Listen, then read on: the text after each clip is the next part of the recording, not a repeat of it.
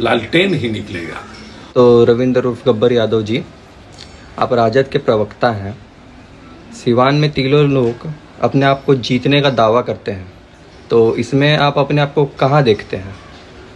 देखिए, मेरी जो पार्टी है राष्ट्रीय जनता दल, मेरा पार्टी इंडिया गठबंधन के जो उम्मीदवार हैं, स्वच्छ छवि के नाते चुनाव वही जीत रहे हैं। सिवान में लालटेन ही निकलेगा। और 2 नंबर के लिए लड़ाई लड़ रहा है बहुत लोग, एनडीए के उम्मीदवार हैं या कोई निर्दल है, तो जीतना वहां सिवान में तय है। मुझे लगता है कि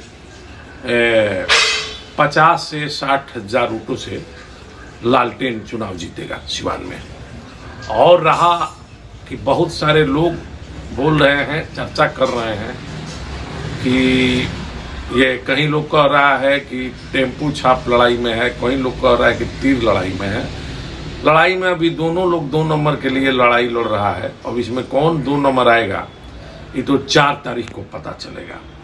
और जो हेना साहब बोली हैं कि मैं राष्ट्रीय जनता दल में कभी नहीं जाऊंगी, तो राष्ट्रीय जनता दल में उनको आने से या नहीं आने से कोई फर्क नहीं पड़ता है, क्योंकि उनको तो सामने दिखाई दे रहा है कि राष्ट्रीय जनता दल बगैर हेना के सिवान में काफी मजबूत है और इसलिए वो चुनाव जीतने जा रहा है।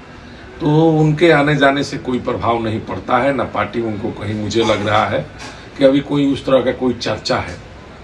दूसरी बात है कि हम देखें कि काराकाट बक्सर की तरफ जा करके और सिवान के कुछ नेता हैं जो बहुत फेंक रहे थे, जैसे एगो माननीय मंगल पांडे जी हैं, वो कह रहे थे कि हम भी सिवान से आए हैं, बहुत लड़ाई लड़े हैं सिवान में। तो उन्होंने कभी कहाँ लड़ाई यहाँ लड़ाई, उन्होंने तो कोई चुनाव ही नहीं लड़ा।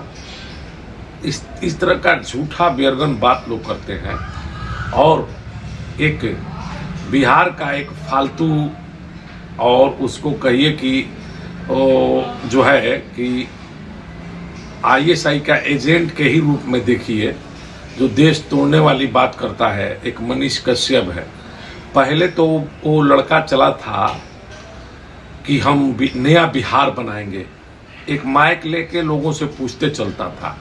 बीच में जा करके उधर कर्नाटक वगैरह में या उस साइड में जो दंगा कराने का काम, जो षड्यंत्र रचा, उस रचने में वो जेल गया। अब जेल से छूट के आया तो नॉमिनेशन करके लगा क्षेत्र में नॉमिनेशन करने की बात करने और लोगों से वोट मांगने। और उसके बाद देखिए कि एक बैक फुट पर आ गया, पॉइंट खोल दिया अपना और निहुर गया बीजेपी के आगे। तो असली वो बीजेपी का आरएसएस का एजेंट है मनीष कश्यप। वो बार बार तेजस्वी जी का नाम लेता है। उसके जैसे 5 करोड़ लौंडा तेजस्वी जी का नाम लेगा तो कोई फर्क नहीं पड़ेगा। अभी बहुत बच्चा है मनीष कश्यप, इसको लोग समझ गया है कि पत्रकारिता नहीं करता था, ये चिटराई करता था, ये दंगा कराने का काम करता था और बहुत बड़ा भारतीय जनता पार्टी का एजेंट के रूप में काम करता था।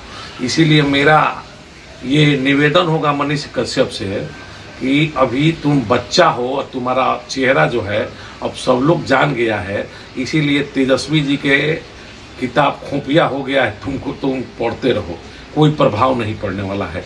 इसलिए सिवान में राष्ट्रीय जनता दल माननीय श्री अवध बिहारी चौधरी जी 50 से 60 हजार वोटों से चुनाव जीत रहे हैं।